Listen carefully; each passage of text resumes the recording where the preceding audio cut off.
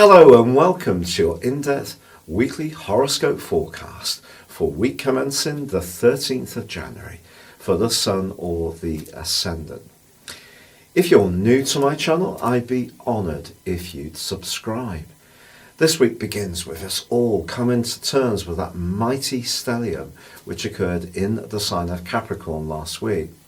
This is making us all think about our role in life, anything to do with property, and we could find ourselves thinking carefully about our relationship with people who are older or younger than us, or are thinking around institutions, or even how we think about our goals and ambitions. They're very much to the fore.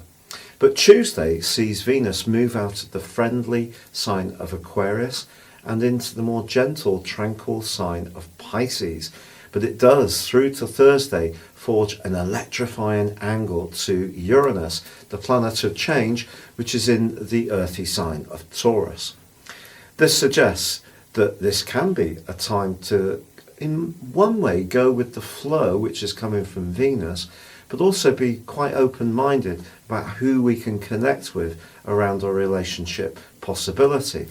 In an existing relationship, perhaps this is calling us to think about how we can reinvent it in some way, keep it fresh, keep changing and evolving, which comes from the mutability of that Pisces flowing energy.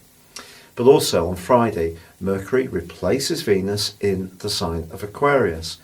Now, Mercury in Aquarius is a very positive transit. This is an opportunity for us to keep up the interaction that Venus and the midpoints of the Sun and the Moon encouraged us to engage with from the start of the year.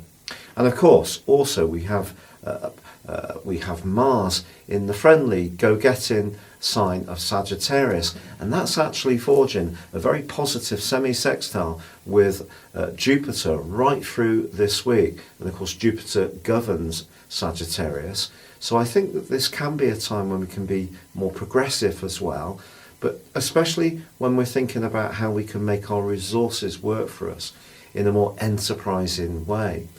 But there is a quarter moon also on Friday in the sign of Libra. And if we do have to interact with anyone remotely influential, such as a boss, or perhaps someone who works for us, how we come across is going to be critical. Libran energy can almost see us try too hard, whereas Capricorn energy is much more traditional. So it's just finding a balance between how we flex to deal with our relationships, especially professional ones, without completely giving away our power, but at the same time being responsive to what's required.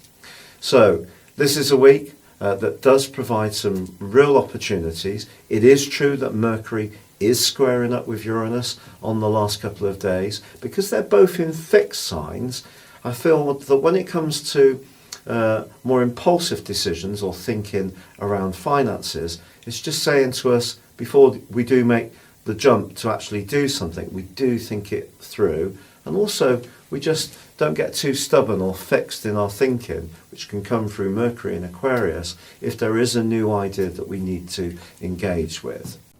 Your specific forecast, Libra, suggests that your grand focus, the Sun, Saturn and Pluto, all together in your sector of emotions, foundations, family interactions, and influencing where you live or how you live there, or physical changes in your environment, remains sharply in focus.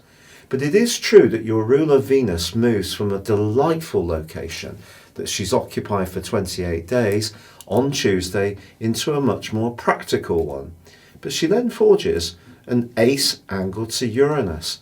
If you want to improve your financial fortunes, this is definitely a time to think about how you can help others, because that's the sixth house. In a romantic context, the sixth house is very much about the chores that couples share. And if it is falling a bit more for you, or a bit more for your partner, this is a time to realign things so there's a fairer share. Now, there is an excellent alliance this week between Mars in your sector of everyday communications, which has given you a real passion since the 2nd of January, and also Jupiter, the planet of growth. It's possible that this week, therefore, there can be some kind of improvement in a relationship with someone who's in your immediate vicinity. This could be a neighbour, it could be a family member, a sibling. If there have been strains, this can help to restore a greater sense of goodwill. Mercury also moves to replace Venus in Aquarius on Friday. This is an opportunity to demonstrate your talents over the next 21 days. But this clashes with Uranus. So this is just saying to you that if you do have good ideas, they need to be well thought through. Don't be too impulsive, particularly about spending decisions, because Uranus can lead us to be quite restless. However, the quarter moon, which also occurs on Friday, in your sign, just asks you to balance your personal interest, your own sign, first house, against those other collective interests in terms of your environment, people close to you, and so on.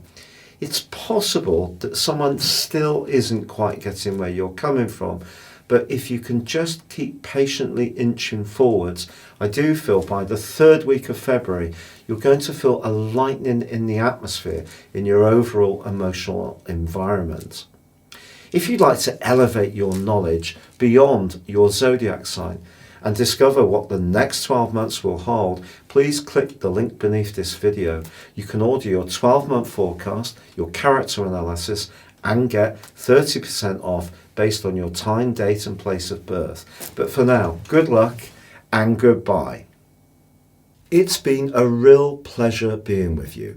If you'd like to go beyond your zodiac sign and discover what 2020 will hold for you based on your personal birth data of time, date, and place of birth, please see the link beneath this video. You can get the rest of this year free and 30% off. But for now, good luck and goodbye.